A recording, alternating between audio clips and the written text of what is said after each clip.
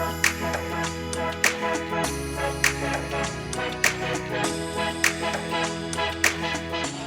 শেষ, কিন্তু ভোট শেষ হয়ে গেলেও আম বাঙালির কি অবস্থা।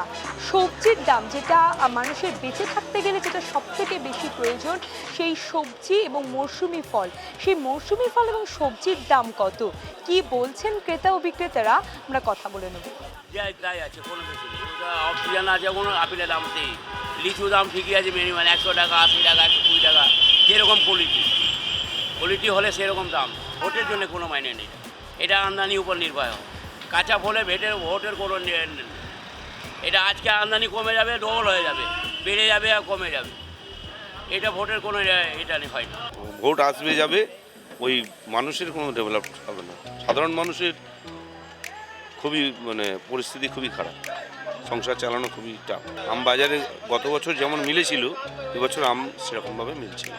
আপনার সরষের তেলের দাম কোথায় গেছে, আর সবজির দাম তো প্রতিনিয়তই মানুষকে চালনা করা খুব মুশকিল হয়ে পড়ছে। এখন একমাত্র খালি পটলই সস্তা আছে, বাদ বাকি সব দাম বেশি। ঝিঙে, ভেন্ডি, শশা, উচ্ছে সবই দাম বেশি আছে। ভেন্ডি 50 টাকা 60 টাকা, ঝিঙে 60 টাকা থেকে 80 টাকা, উচ্ছে 60 টাকা থেকে 80 টাকা। লঙ্কা সহ তো ফিক্সড রেট আছে 10 টাকা সব। গরমে তো ঝরে যাচ্ছে না, ঝুলে যাচ্ছে ফুলগুলো, এই জন্য ফলনটা কম আছে। ভোটের প্রভাব পড়বে কেন? ভোটের সময় কোনো প্রশ্নই নেই। কিন্তু আমদানি বাড়লেই দাম কমবে, আমদানি কমলেই দাম বাড়বে। দাম তো ডে বাই ডে বাড়ছে প্রতিনিয়ত, শুধু ভেজিটেবিল না, সব কিছু, মাছ থেকে আরম্ভ করে সব কিছু। ও তো হাত দেওয়া যাচ্ছে না। নেতাদের কোথায় চিন্তা করে? মধ্যবিত্ত যে একটা ক্লাস আছে, এই মধ্যবিত্ত তখন মধ্যবিত্ত নেই, সব নিম্ন মধ্যবিত্ত হয়ে গেছে।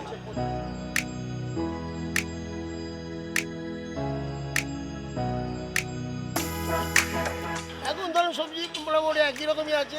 পটল 30, ঝিঙে 50, ভেন্ডি 50, টমাটম 40, 50, পেঁপে 50, 40, কুমড়ো 30, ঝিঙে দামটা বেশি 50। এখন বেশি হবে তো, দাম বেশি এই বছর 30 দাম আরও বেশি হয়ে গেছে। ভোটে আগে তো কম ছিল, এখন ভোট গিয়ে আরও দাম 2-1 কিছু বেড়েই যাচ্ছে। সেমই আছে, কোনো এফেক্ট পড়েনি, উল্টে 10-20 টাকা বেশিই হয়ে গেছে। এত সঙ্গে সঙ্গে তো এফেক্ট আসবে না, একটু কিছুদিন পর বুঝে যাবে কি হচ্ছে না হচ্ছে।